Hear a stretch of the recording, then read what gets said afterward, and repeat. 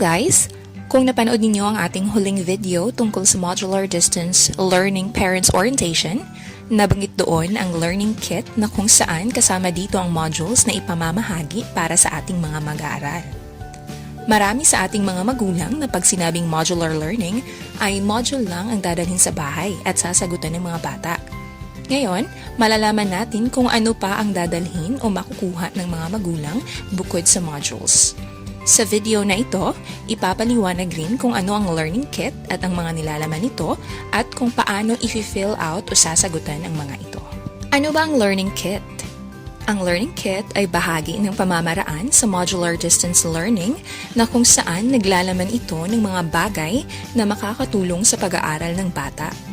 Iisa-isahin natin ang mga nilalaman ng learning kit at papaano ito sasagutan ng mga mag-aaral, maging ng mga magulang o tagapangalaga o nakatatandang kapatid. Ano ba ang nakapaloob sa learning kit? Una ay ang module. Ito ang pangunahing kagamitan sa pagkatutong modular na pinili ng mga magulang sa LESF para sa kanilang mga anak. Ito ay naglalaman ng mga aralin ng mag-aaral sa loob ng 1 linggo. May mga paaralang hahayaang sa module isusulat ng bata ang kanyang mga sagot at may mga paaralan din naman na magbibigay ng worksheets na kung saan doon sasagot ang bata. Ang module ay binubuo ng iba't ibang parte na isa-isang sasagutan ng bata upang malinang ang kanyang kaalaman tungkol sa paksa. Narito ang mga bahagi ng module batay sa asignaturang Filipino ng Grade 5. Ito ay ang alamin, subukin, balikan, tuklasin, suriin, pagyamanin, isaisip, isagawa, tayahin, at karagdagang gawain.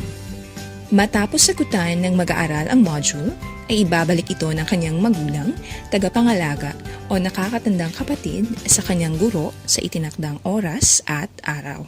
Kapag ang bata ay may di maintindihan sa aralin o siya ay nalilito, maaari siyang magtanong sa kanyang guro sa pamamagitan ng Facebook, Messenger, call o text sa itinakdang oras na ibinigay lamang ng guro o maaari niya rin itong ilagay sa Pupils Query Sheet.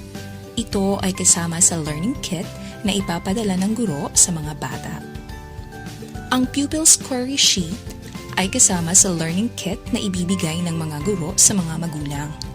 Sa unang bahagi ng form na ito, dito isusulat ng mga bata ang ilang bagay na kanilang natutunan sa buong linggong pag-aaral gamit ang module.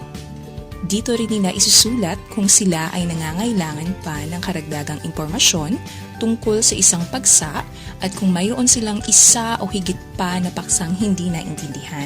Sa pinakaibabang bahagi naman ng form na ito, dito isusulat ng magulang ang kanyang katanungan para sa guro na may kinalaman sa pag-aaral ng kanyang anak sa loob ng 1 linggo.